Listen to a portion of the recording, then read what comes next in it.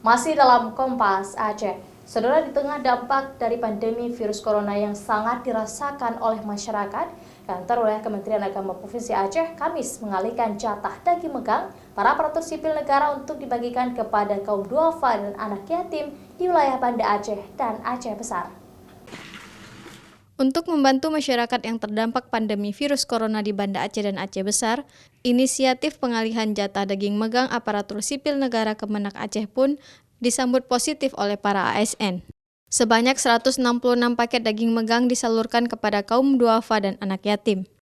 Selain daging, bantuan sembako juga diberikan berupa beras 5 kg, telur 1 papan, minyak goreng kemasan 2 liter, gula pasir 2 kg, serta masker.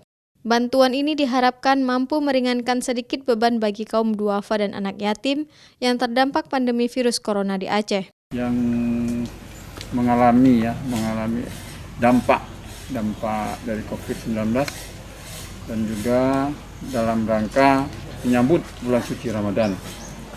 Meski di tengah pandemi virus corona, tradisi megang atau membeli daging untuk dikonsumsi bersama keluarga pada hari megang sudah menjadi kebiasaan masyarakat Aceh pada umumnya.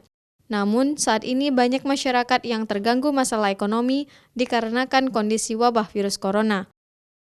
Syahril, Kompas TV, Banda Aceh.